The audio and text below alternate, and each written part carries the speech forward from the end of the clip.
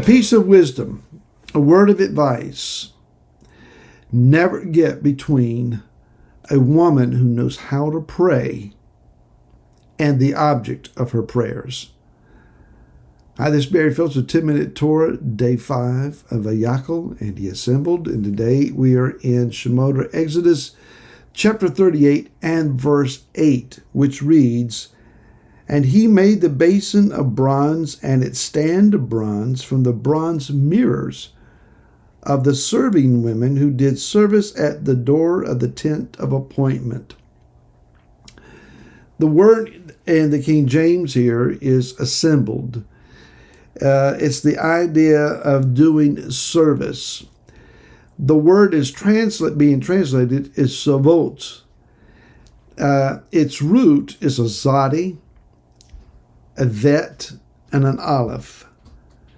And it is the same root word that gives us the idea of army or host. You've probably heard the phrase Yahweh Sabaoth, Yah of hosts. Sabaoth and host are often used, but it's also the idea of army. So when Yeshua is born and the heavenly hosts show up, it's not just a choir. This is not the singing messengers. This is an army. They are militant. They are armed. This is a powerful invasion from the heavenlies at that time. If you go over to the book of 1 Samuel, chapter 2, verse 22 says, "And Eli was very old and had heard all that his sons were doing to all Israel, and how they lay with the women who were assembling or doing the service at the door of the tent of appointment." In other words, the priests were abusing the women who were there to do military action of prayers and intercessions. If you go to Jerusalem and you take the Western Wall tour, our friend Hanok Young is an expert at this, and this is his specialty. You will go down behind the wall, down toward the base of the wall, and then you will head in the opposite direction. And Hanok will give you all the particulars and details of the history of the wall and its building and the size of the stones, and very, very interesting information. As he leads you along this narrow corridor that goes through on your journey to the turning point, you will come up to a small enclave on your right-hand side. It's not very large at all. Many of you may have a walk-in closet bigger than this little niche or enclave there. And there you will find a small handful of women who are either standing or sitting there, and they are in intercessory prayers quietly and reading Psalms. And they are to be highly respected. Your guide will motion for you to be very, very quiet and respectful. You'll slip by them, and on your return, you come back through the same corridor.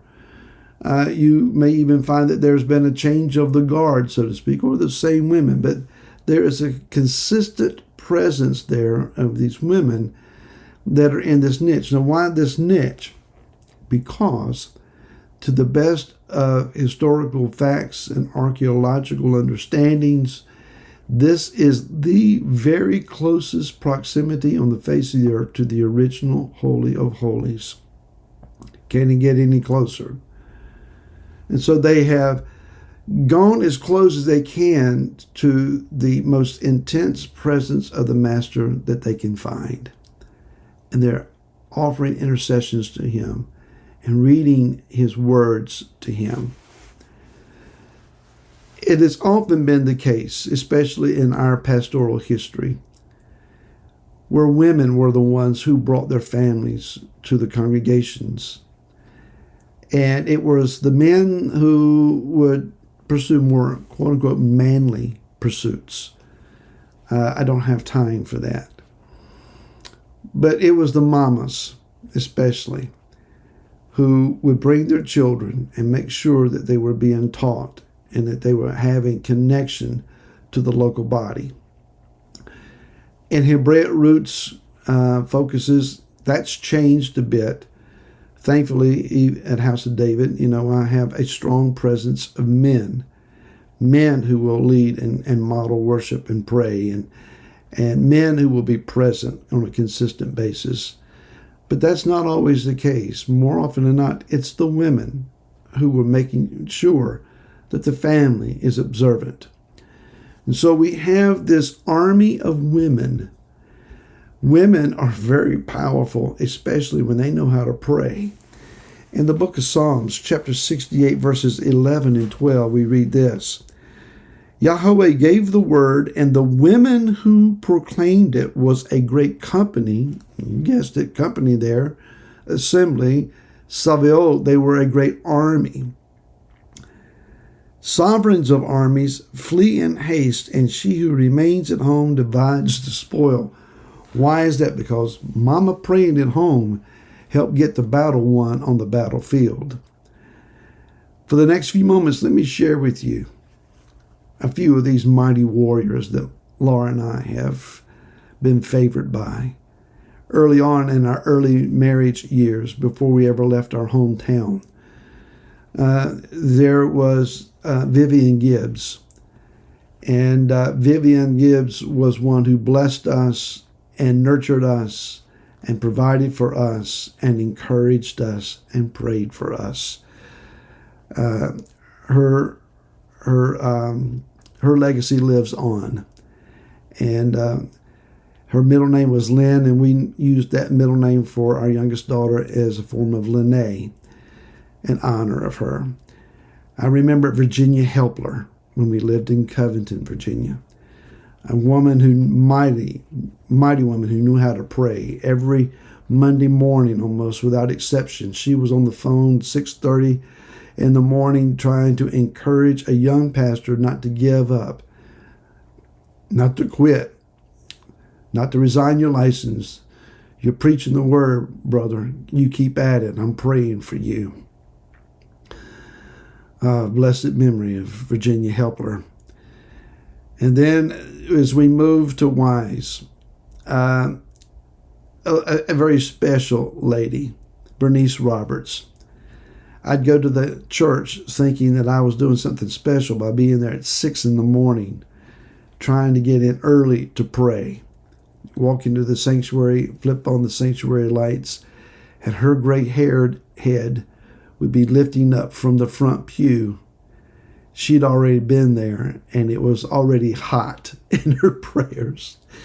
She'd meet me halfway down the aisle and say, I've already got it warmed up for you, brother. The devil's already on the run. And wink at me as she walked out, and I walked in trying to do something special. This woman was way ahead of me. Way ahead of me.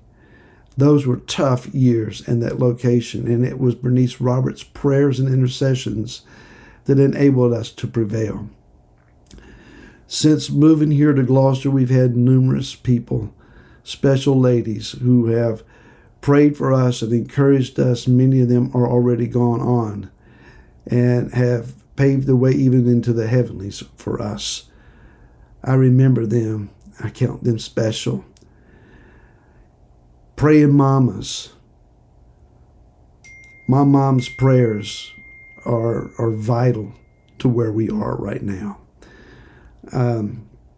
My wife has learned from these women how to pray. And so you don't want to get between Laura's prayers and the object of her prayers.